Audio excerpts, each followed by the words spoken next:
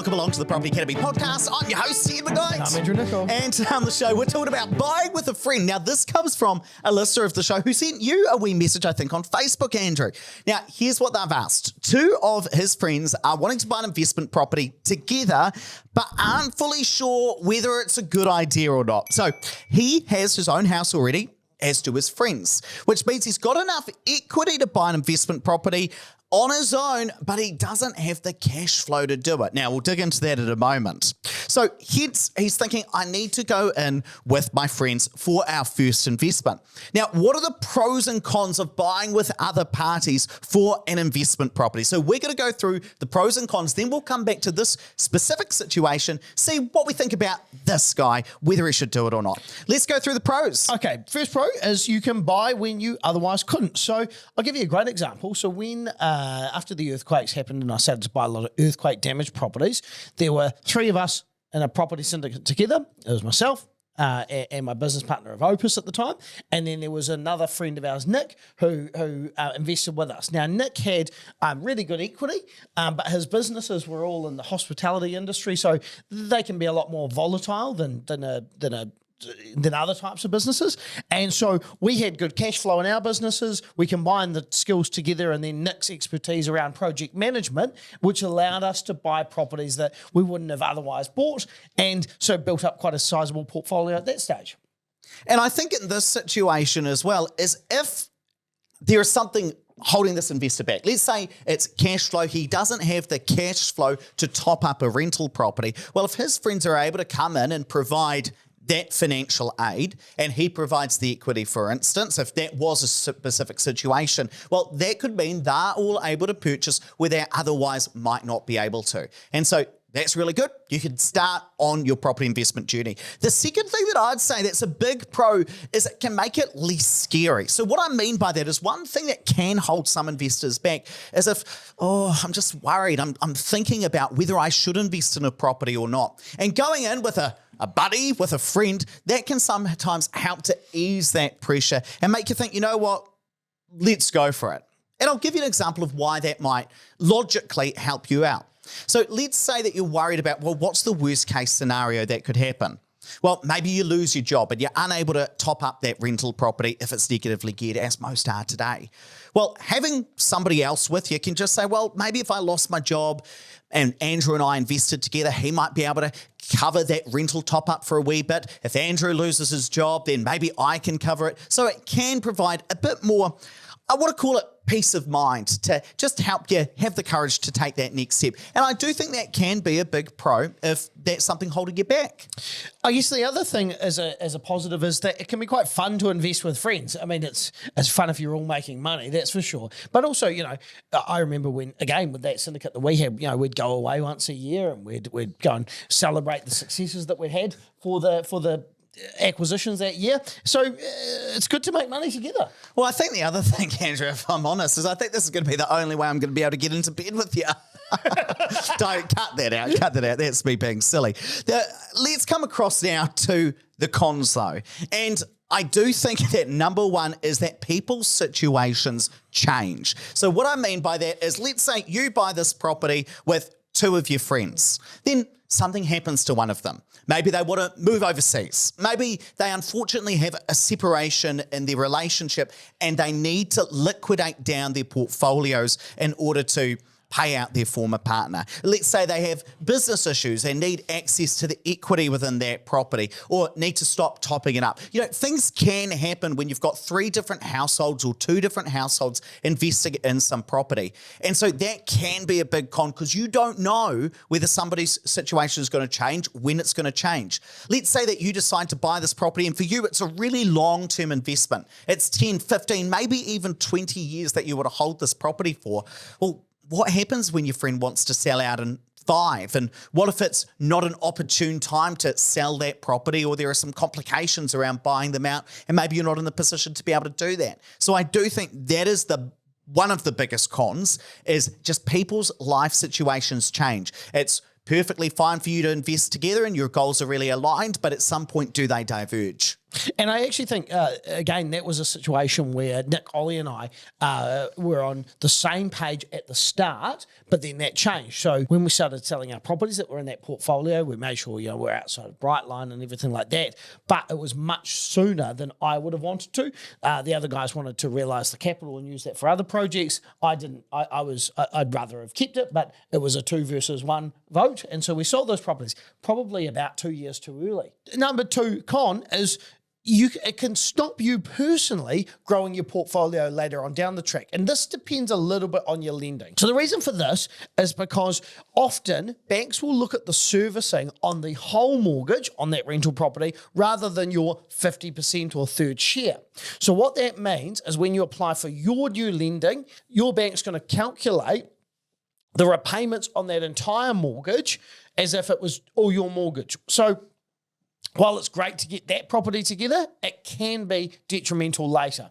And so what that means is that when you go and apply to purchase your next investment property, what happens? The servicing will just be much worse. And I think just to put that in different terms, because this is a really important concept to get across, at least from your bank's perspective, they're looking at it as if you're going to be able to service this entire mortgage, even though you're going in thirds for it. But what's the trouble? They're looking at it as if you're going to service it all, but you're only going to get a third of the benefits out of it. So that's why it can stop you from investing further, because the alternative is you could potentially go and purchase one investment property that you get all of the benefit from. So it can make it a bit harder with servicing as you go on. And the third one is actually the opposite of what Andrew said before. Yes, it can be fun to invest with your friends, but it also can ruin a relationship. And I think it's all because you might agree something up front that seems fair at the time, but later on down the track, you think, oh, well, maybe that doesn't seem fair. And that's where you can get into an argument. I'll give you an example of what I mean by that. Let's say you agree you're going to go a third in this investment, and you're going to share the capital gains and all of the profits from this investment. You're going to share it equally, a third. But then you maybe have one friend topping up more than another, or one friend's putting in more of the deposit than other people. And then later down the track, you think, well, I'm the one spending the money. I should get the return from this, or something along those lines. So you need to agree upfront really, really clearly what the terms of that deal are going to be. And I think that's something we're going to cover in a minute, because this is where things can get a little bit more messy and detailed. But what I do want you to do, Andrew, is give us a case study of a time when some buy and hold investors have done this, bought together, and it's worked out. So some investors that jump to mind are some that did a testimonial years ago on our website. So a couple of families moved here from South Africa. Neither of the friends' family had enough money to be able to invest themselves, so they combined their deposit and used their collective income to buy a rental property, because they weren't in a position to buy their own house at that stage, and they wanted to get into the New Zealand market. So they actually bought a house in Christchurch at that time, and they owned that together for a number of years. Now, they subsequently sold that, 5-7 years later, made quite a bit of money, and took their deposits back along with the profits, and then that allowed them to go and buy their own houses respectively. Oh, that's wonderful. And in that case, it's probably quite good that it was a short-term decision for them in terms of, I say 5 to 7 years as if that's short term. It is in property investment circles. Yes, for them, they didn't really know when they were going to need the money, and it was just that the house had gone up enough that stage they could return their money and buy their own home. I think that's a really good case study. Now, let's just talk through what the process might be for this investor. You see, the first thing I'd do is talk to a mortgage advisor. It does sound like you're quite early in your decision of what you're going to do here, but the reason I suggest talking to a mortgage advisor first is you've said your limitation is cash flow.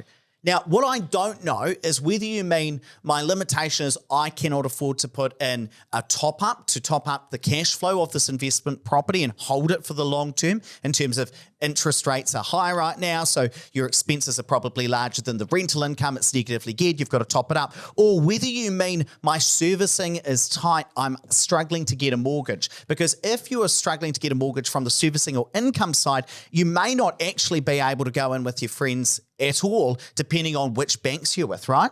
Correct. And I think actually that brings to mind thinking about what the terms are going to be. So let's say, for example, I had a deposit, $200,000, but I didn't want to make contributions towards owning this property. Well, I could put in my 200 grand. It could agree to service whatever shortfall there is for the next 10 years. And then when we sell, he gets his money back, I get my money back, and we split the profits. That could be one way of doing it. But it's really important you establish what these terms are from day one.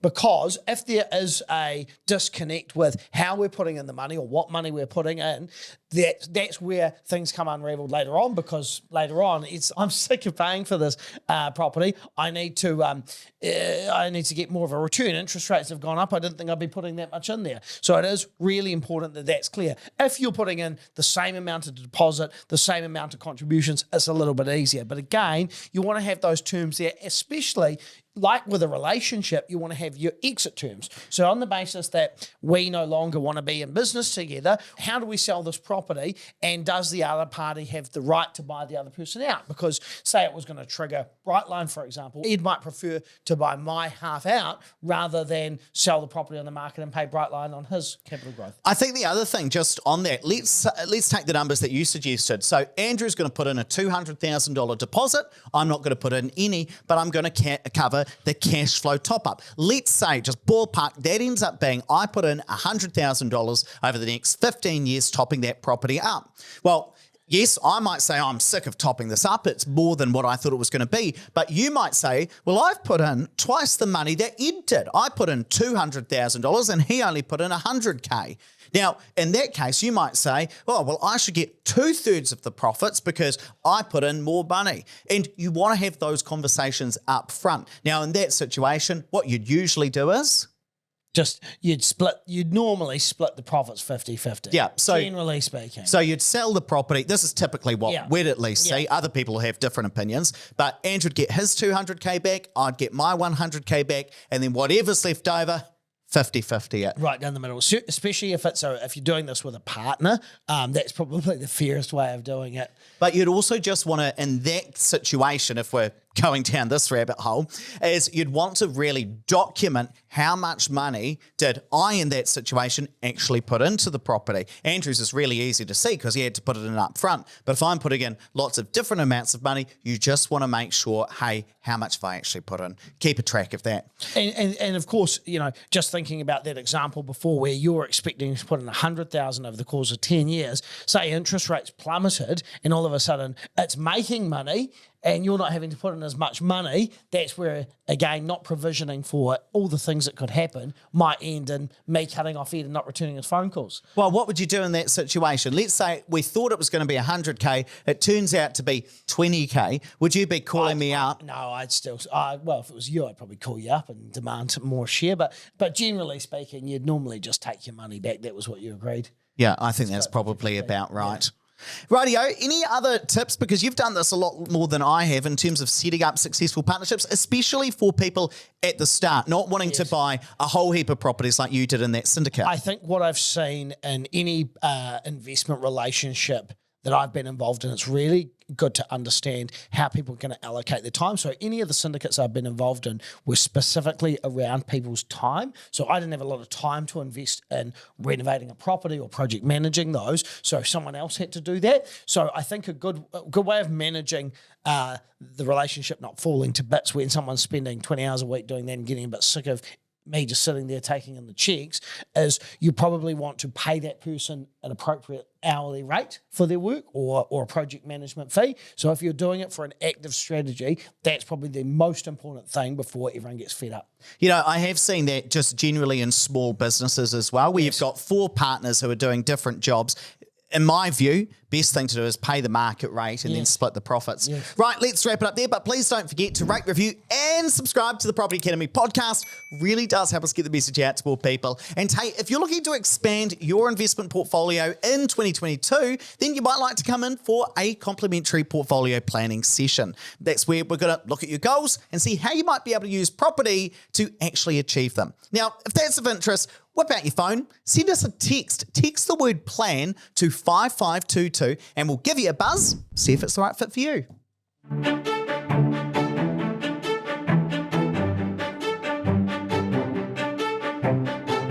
listening to the Property Academy podcast. I'm your host, Emmett Knight. And we're going to be back again tomorrow with even more daily strategies, tactics, and insights to help you get the most out of the New Zealand property market. Until next time.